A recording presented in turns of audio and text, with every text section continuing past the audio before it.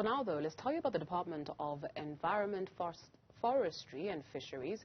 They've confirmed that a task team will be established to find the source of a sulphur smell that engulfed Johannesburg this week. Social media was abuzz about the stench in the Johannesburg region. Similar occurrences have previously been accredited to power generation and petrochemical plants in Mpumalanga. Let's get you more on this. We're joined by Albie Modise, the Department of Environment, Forestry and Fisheries spokesperson. Thank you very much for availing yourself this afternoon. So what is it that residents of Johannesburg and some parts of the Northwest would have experienced, and how far are we in investigating the source?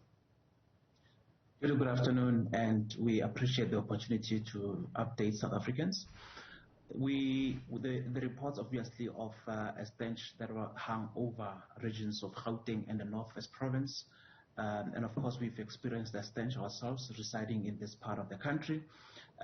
Following that, we congregated a team of environmental experts drawn from our department. But of course, because of the concurrent function of air quality management, which is a three-level management, the national level, provincial level, as well as municipality levels, we assembled a team of environmental as well as air quality professionals from the department and from Mpumalanga, together with Gauteng and Northwest Province. And we brought in the Free State as well to devise a long-term plan and program to improve on the management of sulfur dioxide and hydrogen sulfide, but also in the main to investigate the stench that was experienced last week. We would want to understand what could have triggered it. We would want to know that it was not as harmful and that indeed it was something that could have easily been managed. But of course, our setting up this particular task team is primarily with a view to provide South Africans with answers and to bring some sense of comfort to the nation as well. I'd like to pick up on your point in terms of the potential danger that it poses to residents of these affected areas. This also happened, or something similar was experienced in February of 2021. So what were the lessons that were learned then, and why do we find ourselves here again? I guess also the question mainly being, what potential threat does this pose to people on the ground? Let's remember that in Gauteng, in Mpumalanga regions, there are a lot of industries. So you have something like hydrogen sulfide, which is largely a gas odor with a strong, and very offensive smell. It's part of the heavier production that comes from most of the industries, especially in areas where there's production of textiles and all of those things. Our view is that it must be at all times managed. We have already an Act of Parliament, which is the Air Quality Act, which affords us an opportunity to say what are the permissible limits when it comes to atmospheric emission that are to be emitted. So the research last year, which we conducted after the stench hung over the province, it was inconclusive because initially we had thought the Sasol plant in the Gauteng, the municipality, would have been the source. We went to do an investigation, and the investigation could not pinpoint Sasol as having been the source of that stench. And part of the reason why we are now saying we would want to formally initiate a long-term investigation, it's so that we've got a system in place that's able to preempt and tell us if there are increasing levels of a particular odor or a particular chemical in the atmosphere, primarily because we would want to make sure that the right which is accorded to South Africans of a clean air is realized on a day-to-day basis, and we do not in any way take for granted that people would rather that industries abide by the Air Quality Act. Let me also emphasize to do that it is expected of all industries to ensure that they keep to a particular atmospheric emission levels as per the limits set. We refer to those as atmospheric emission licenses, which is licenses given mostly by the municipalities in terms of what is a permissible limit of emission.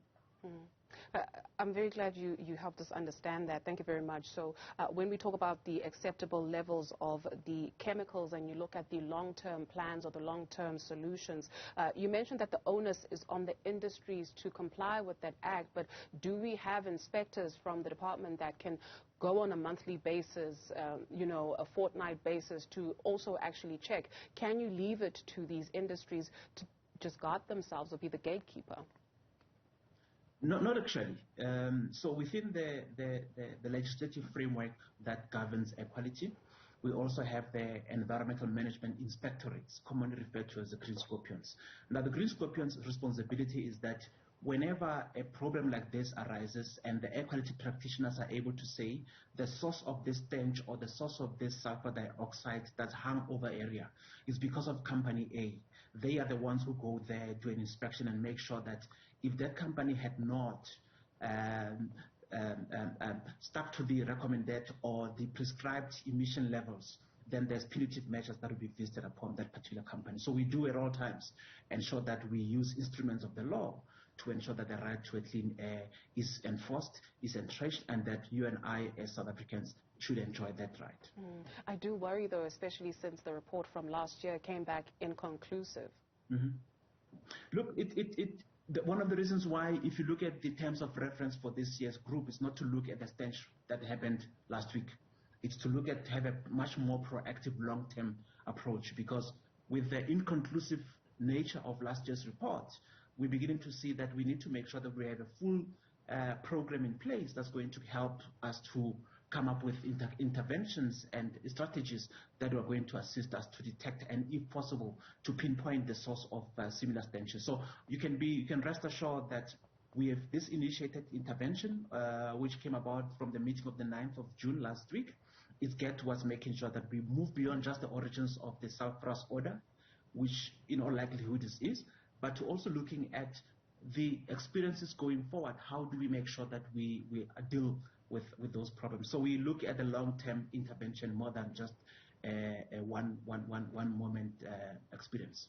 All the best with that process. Looking forward to hearing what comes out of it. Albie Modise speaks for the Department for Environment, Forestry and Fisheries. When we